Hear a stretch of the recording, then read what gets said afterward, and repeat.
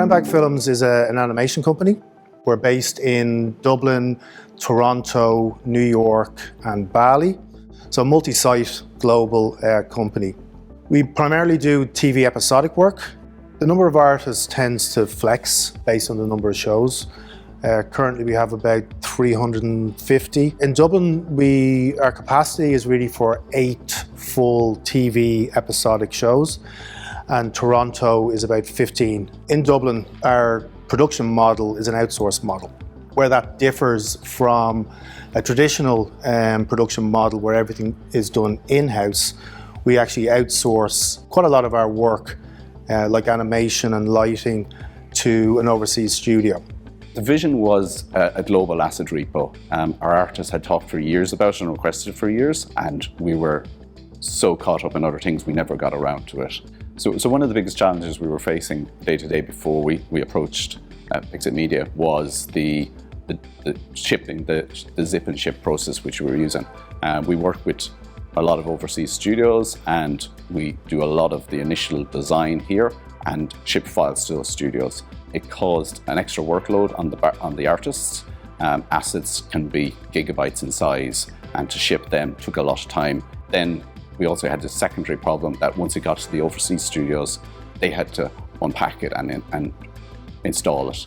And that was also very error prone, and there was a lot of time lost there as well. It removed their focus from being creative.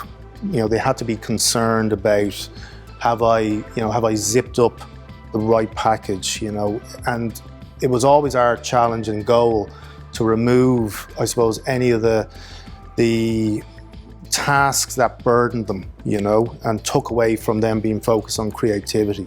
By introducing Pixstor Media into our pipeline, it reduced that problem. It took a long time until we found the right vendor that suited Brown Bag Films.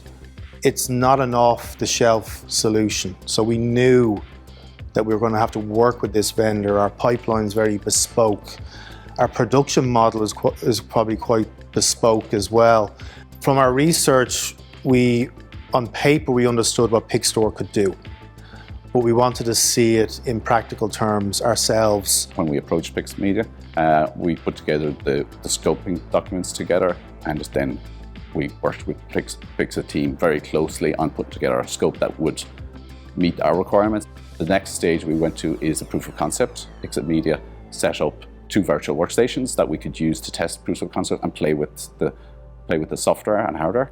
That allows us to confirm that Pixstor Media could meet our goals. With pixstor, we have a global asset repo, which means that the artists in Dublin can work on files, they can check them in, and the artists in Bali can check out those files and start working immediately on it. That is all streamlined, it's all instantaneous, and it's all built within the asset manager now. We can gain access to those files quickly, and even WIP files that allow us to have early views and reviews of those files that can really help with the creative process, where comments could be given back at an earlier stage and catch things as well to reduce the overall number of retakes. We set up security groups for each of our projects. Artists are added to the groups as they're assigned to the projects. As part of the security groups, then we set up transfer protocols, which ngenea uses to determine which files should be transferred to which studios. It's hugely efficient. We're saving time not syncing files we don't need. We're saving space. We also take advantage of a stubbing system in the file system, which allows us to not transfer the files, but make the files available, and they're on demand. So as the user needs to access them, they will be downloaded at that point in time. This means they're saving a lot of local disk space as well. Because our studio location is spread globally, we're using AWS S3 buckets to store the information in the cloud.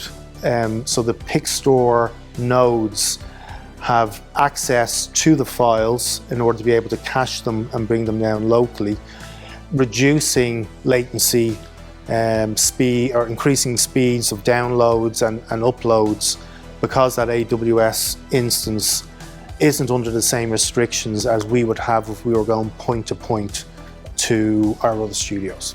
We've written a lot of tools to integrate ShotGrid and Maya.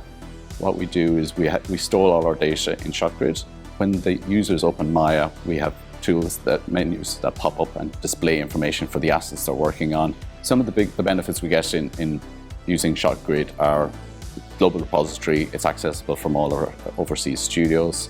The ease of integration into our different tools. It's got a web API and it's got Python API.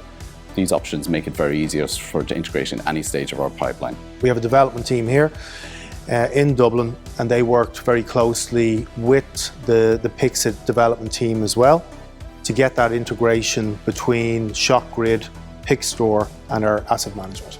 This was the real benefit of having a close relationship with Pixit Media, was that they were able to be agile and deliver those feature requests quickly so we could get that project done. Pixstor is transferring the files as fast as we need them. The interesting thing we ran into is in the past, with our old workflow, with our zip and ship workflow, the artists were expecting a day or two turnaround for assets.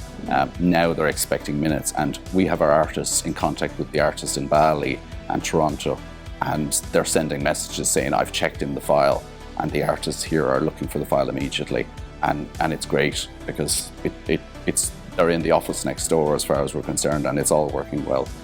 Time has been dramatically decreased on the collaborative workflow of sharing files. The big thing is work closely with the Pixit team. We have very good collaboration and still do have very good collaboration with the team, the customer support. They're there 24/7 for us when we need it. I think you take advantage of that and you open those lines of communication. It'll help you catch stuff early on. They'll know stuff that'll help you out. We'll know stuff that'll help them out.